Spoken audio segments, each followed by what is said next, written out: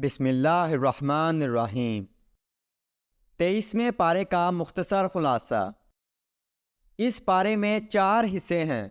Number 1 سورہ یاسین بقیہ حصہ، نمبر 2 سورہ صافات مکمل، نمبر 3 سورہ صاد مکمل، نمبر 4 سورہ زمر ابتدائی حصہ۔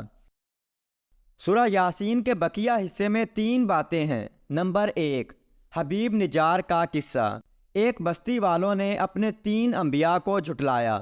ان کی قوم کا ایک شخص جس کا نام حبیب نجار تھا، اس نے انہیں سمجھانے کی کوشش کی تو انہوں نے اسے شہید کر دیا۔ جنت میں جا کر بھی اس نے تمنا کی، کاش میری قوم کو معلوم ہو جائے کہ مجھے کیسی نعمتیں ملی ہیں۔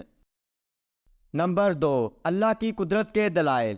مردہ زمین جسے بارش سے زندہ کر دیا جاتا ہے، لیل و نہار اور شمس و قمر کا نظام، کشتیاں اور جہاز جو سمندر میں چلتے ہیں۔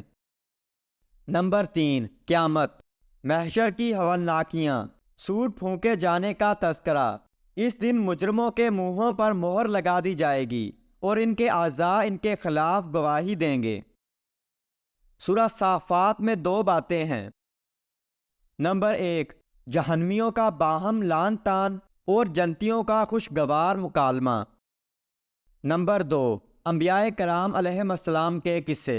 حضرت نوح علیہ السلام، حضرت ابراہیم علیہ السلام کی دعوت توحید، انہیں بیٹے کو ذبح کرنے کا حکم اور اس کی تعمیل۔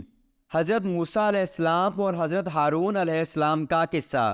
حضرت الیاس علیہ السلام کا قصہ، جنہیں شام میں ایک ایسی قوم کی طرف نبی بنا کر بھیجا گیا تھا جو بعل نامی بت کی عبادت کرتی تھی۔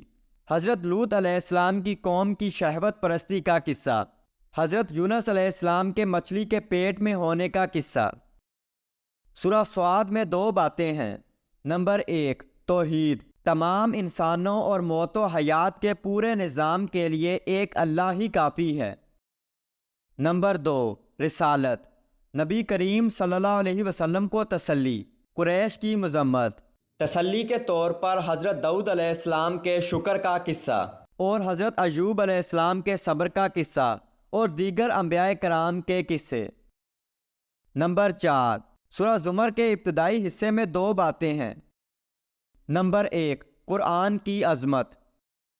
نمبر 2 توحید، اللہ تعالیٰ انسان کو ماں کے پیٹ میں 3 تاریکیوں میں پیدا فرماتے ہیں۔